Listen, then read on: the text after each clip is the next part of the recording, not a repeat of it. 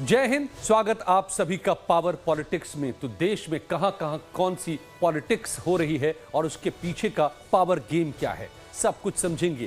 कांग्रेस में इन दिनों कुछ भी ठीक नहीं चल रहा है, ये हम नहीं कह रहे, बल्कि राजनीतिक गलियारे में चर्चाएं आम है। बिहार के से लेकर कर्नाटक तक में पार्टी नेताओं में खींचतान चरम पर पहुंच चुकी है। बिहार में मिली करारी हार से प्रदेश के नेता और कार्यकर्ता आहत हैं। ऐसे में प्रदेश अध्यक्ष राजेश राम, यानी कि जो बिहार के प्रदेश अध्यक्ष हैं, उनको बदले जाने की खबर भी तेजी से फैल रही है। वहीं कर्नाटक के सीएम सिद्धारमैया और डिप्टी सीएम डीके शिव कुमार के बीच सीएम की कुर्सी को लेकर की लड़ाई सरेआम हो चुकी है। अब क्या सैक्रिफाइस के मोड में आ रहे हैं सिद्धारमैया? हैरत की बात यह है कि न तो आला कमान ने मुंह खोला है और न ही गांधी परिवार ने। तो क्या चल रहा है कांग्रेस के भीतर, समझिए इस रिपोर्ट के जरिए।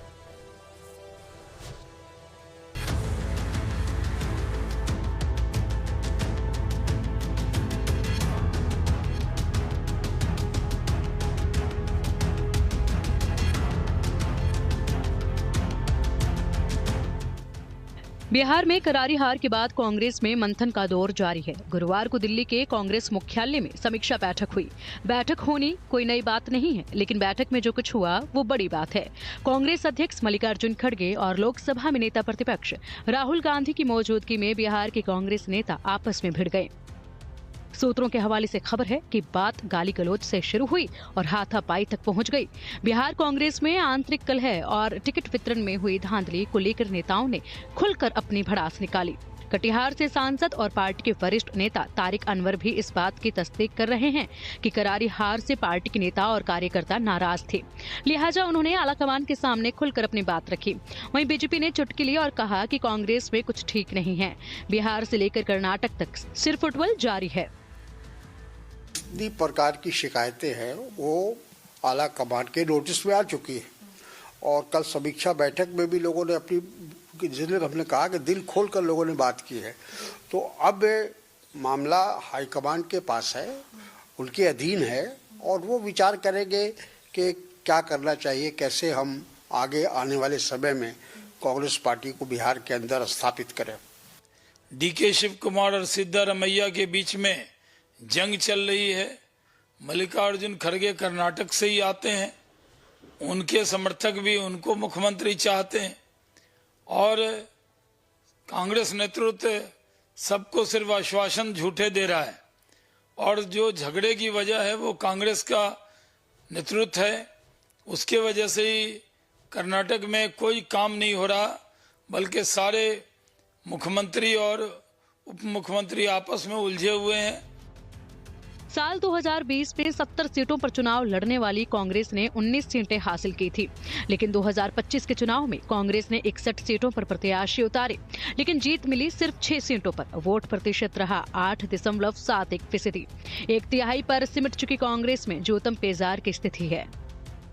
मीडिया में इस तरह का चीज छपा है। मैंने खुद भी संजीव सिंह से बात किया, वो हमारे वैशाली के पूर्व उन्होंने फाइट किया था पिछले बार भी 2025 के भी विधानसभा में। उन्होंने कहा ऐसा कुछ नहीं है, मीडिया में बढ़ा चढ़ा कर इसको पेश किया जा रहा है। मेरी संजीव जी से बात हुई है। जिस कारण से महागठबंधन को राजनीतिक रूप से चुनाव के हार का सामना करना पड़ा, तो समीक्षा का कोई मतलब नहीं रह जाता है, क्योंकि राहुल गांधी जी ने जो है पूरे बिहार के माहौल को और SIR का जो यात्रा निकाला वोट चोरी का, पूरे बिहार के माहौल को खराब करने का प्रयास किया, तो जनता उसका विरोध की और इसीलिए उनके उम्मीदवार को इसका खामियाजा भुगतना पड़ा।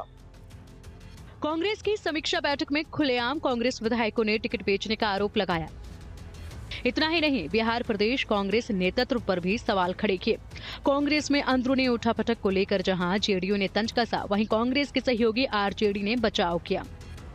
पार्टी के अंदर में एक दूसरे को गोली मारने की धमकी दी जाए और उसको आलाकमान के नेता जानकारी के बावजूद अब तक अनुशासन की कार्रवाई नहीं करना, यह बताता है कि कांग्रेस पार्टी राजनीतिक रूप से दिव्यांग हो गई है।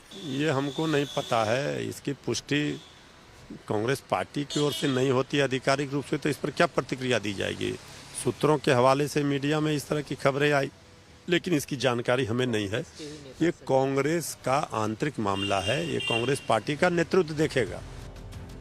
इस बात में कोई संदेह नहीं है कि बिहार में कांग्रेस का संगठन कमजोर है और चुनाव में जीत तभी होती है जब निचले पायदान यानी मतदाताओं तक आपकी पहुंच हो, और वो होती जमीनी कार्यकर्ताओं के जरिए है, जिसकी बिहार में कांग्रेस संगठन के मुताबिक बाहरी कमी है।